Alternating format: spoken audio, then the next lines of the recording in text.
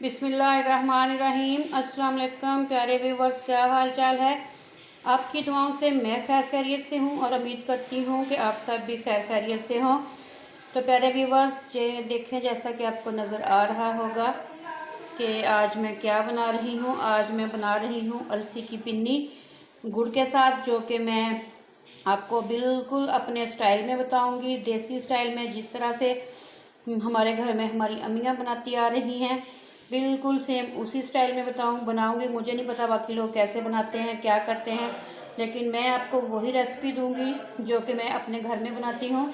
जिसके लिए मैंने लिए हैं आधा किलो मैंने अलसी ली है। ये देखिए, इसको अच्छी तरह मैंने साफ़ कर लिया है, कोई कचरा वगैरह नहीं इसमें रहने दिया। क्वांटिटी मैं आपको एक दफ़ा अच्छी तरह से बता देती हूँ। आधा किलो मैंने अलसी ली है और इसका डबल यानी कि 1 किलो मैंने आटा लिया है। 1 किलो ही हम गुड़ इस्तेमाल करेंगे। लोग चीनी के साथ भी बनाते हैं, लेकिन आप लोग गुड़ के साथ, गुड़ जितना कहते हैं कि पुराना हो घर में, उतनी ही उसकी अच्छी पिन्नियाँ बनती हैं, उसका टेस्ट उतना ही अच्छा आता है। तो इसलिए मैंने ये पुराने वाला गुड़ लिया है।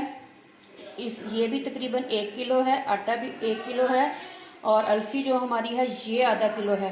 क्योंकि आपको पता ही होगा कि अलसी जो है ये बहुत गर्म होती है और इसे ज़्यादा सर्दी में ही इस्तेमाल करना चाहिए, और इसलिए इसके हम आटा जो है हम इससे डबल लेंगे, ताकि ये इसकी कुछ गर्माइश जो है, जो इसकी तासीर गर्म है, वो आटे से कुछ लेवल हो जाए। तो इसलिए हम डबल आटा डाल रहे हैं। आधा किलो अलसी, 1 किलो आटा, 1 किलो ही हम इसमें गुड़ डालेंगे। और ये मैंने मूंगफली ली है, भुनी हुई ली है। अगर आप कच्ची वाली लें तो आप थोड़ा सा ऑयल डाल के उसे रोस्ट कर लीजिएगा। तो नट्स वगैरह आप अपनी मर्ज़ी से डाल सकते हैं, जो मर्ज़ी डालें, लेकिन मैंने कहा है कि मैं आपको वही रेसिपी दूंगी। मेरे घर में सिर्फ मूंगफली ही अलसी में डाली जाती है, तो मैं मूंगफली ही डाल रही हूँ और कुकिंग ऑयल यूज़ कर रही हूँ मैं। तो ये तकरीबन आधा किलो के करीब ही डलेगा, या थोड़ा सा ज़्यादा हो सकता है। तो चलिए हम अपनी रेसिपी शुरू करते हैं।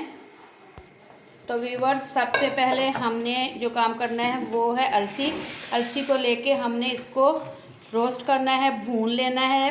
भूनना है, जलाना नहीं है। तो सबसे पहले हम अलसी को भून लेंगे। इसको भूनने के बाद थोड़ा सा ठंडा करेंगे।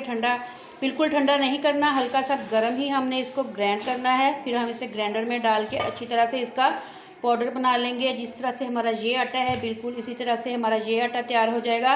तो अपनी कढ़ाई को मैंने चूल्हे पे रख दिया है। तो अब हम अपने पैन में ये हमने जो आधा किलो अलसी ली है इसे भी डाल लेते हैं, और हल्की आंच पे हमने इसे भूनना है अलसी को।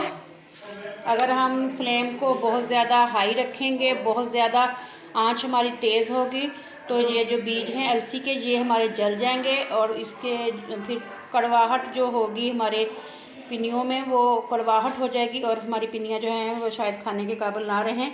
तो आपने इस चीज़ का ध्यान रखना है कि अलसी को हमने भूनना है। तो अभी मैं आपको बताऊंगी कि किस हद तक हमने इसे कुक करना है। तो मैंने अभी बिल्कुल लो फ्लेम पे रखा हुआ है अपने इस कढ़ाई को, अपने बर्तन को। तो जैसे ही हमारी अलसी भूनना शुरू होती है मैं आप लोगों को दोबारा से दिखाती हूँ। तो व्यूअर्स, ये देखें, अलसी हमारी भुन रही है, लेकिन अभी अच्छी तरह से जो है कुक नहीं हुई। आपको आवाज़ें आ रही होंगी।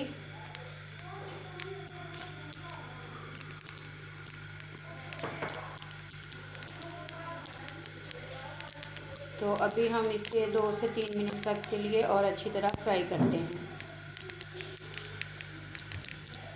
व्यूअर्स, ये देखें, अलसी हमारी जो है अच्छी तरह से भून चुकी है। अब मैं इसे उतारने लगी हूँ। ये देखें, कलर से आपको अंदाज़ा हो रहा होगा। तो ये तकरीबन 6 से 7 मिनट लगे हैं मुझे। तो अब हम अपनी अलसी को चूल्हे से उतार लेते हैं और थोड़ा ठंडा करके फिर इसको पाउडर बना लेंगे। तो चलिए हम अपनी अलसी को पाउडर बनाते हैं।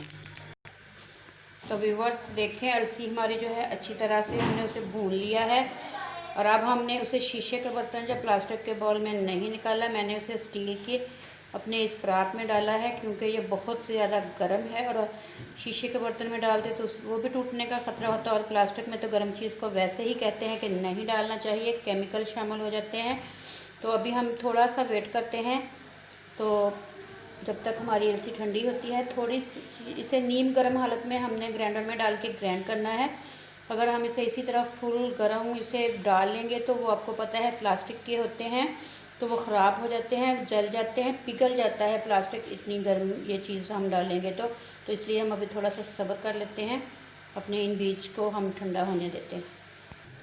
तो व्यूअर्स, अलसी अभी हमने ग्राइंड नहीं की। अलसी ग्राइंड करने से पहले मैंने कहा पहले हमने जो इसकी चाशनी बनानी है, शीरा तैयार करना है, वो रख लेती हूँ। 1 किलो गुड़ को लेके पीसीस कर लिए हैं उसको मैंने, और उसमें तकरीबन 1 किलो ही पानी डाला है मैंने। और अब हम इसे पकने के लिए रख देते हैं और अपनी अलसी को ग्राइंड कर लेते हैं। तो व्यूअर्स, हम अपनी अलसी को ग्राइंड कर रहे हैं। इस तरह ग्राइंडर में डाल के आप इसका पाउडर बना लें और छन्नी से स्टीमर से आपने इसे अच्छी तरह से छान लेना है और दोबारा से जो दाने निकले उनको दोबारा आप ग्राइंड कर लीजिएगा। तो इसी तरह हम अपनी सारी अलसी को ग्राइंडर में डाल के तो ग्राइंड कर लेते हैं।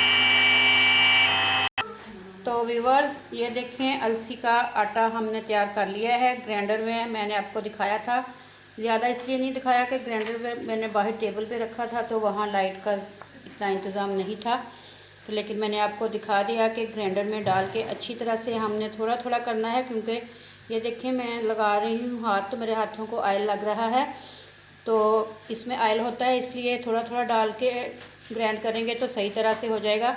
अलसी का आटा हमने बना लिया है। अब हमने जो अपनी चाश रखी थी हम उसे देख लेते हैं। तो व्यूअर्स देखें, शीरा हमारा पक रहा है, गुड़ हमारा था जो पिघल चुका है। अब हमने इसे छानना है, तो चलिए हम अपनी चाश को, जो शीरा है जो हमारा, इसको हम छान लेते हैं। तो व्यूअर्स देखें, स्ट्रेनर की मदद से इसमें अपनी बाल्टी में मैंने अपने जो शीरे को मैं बना रही थी गुड़ से, मैंने स्ट्रेनर से छान लिया है। अब हमने दोबारा से उसी पैन को चूल्हे पे रखना है और इस शीरे को दोबारा से उस पैन में डाल लेना है।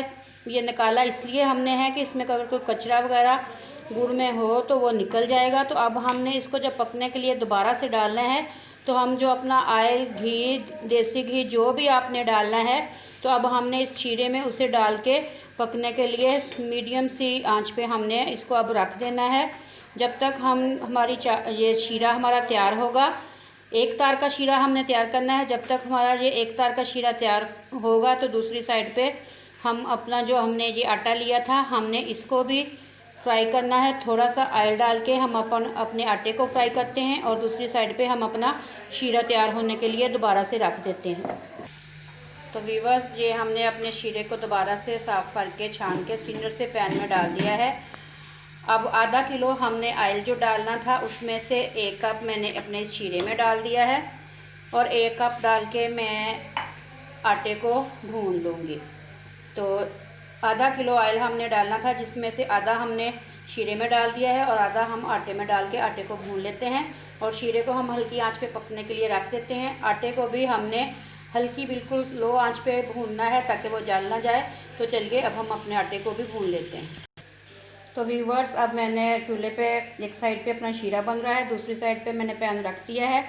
पैन में मैं ये हाफ़ कप से थोड़ा सा ज़्यादा ऑयल डाल रही हूँ, तो इससे हमारा आधा किलो ऑयल तकरीबन पूरा हो गया है। तो हमने आधा किलो ही ऑयल डालना था, तो ये अब मैंने पैन में आधा कप से थोड़ा सा ज़्यादा ही है ऑयल ये मैंने डाल दिया है। और जैसे ही हमारा ऑयल गर्म होगा हम इसमें जो हमने गंदम का आटा लिया है वो डाल देंगे और फिर मैं आपको दिखाती हूँ कि कितना हमने अपने आटे को भी ब्राउन करना है। तो चलिए ऑयल को गर्म होने देते हैं। तो व्यूअर्स, ये जो हमारा शीरा बन रहा है इसके ऊपर ये झाग सी आ रही है, तो ये झाग सी जो है ये हमने स्ट्रेनर से उतार देनी है ताकि हमारा शीरा जो है साफ़ हो जाए, क्योंकि ये गुड़ में होता है थोड़ा सा। तो इसको हम उतार लेते हैं।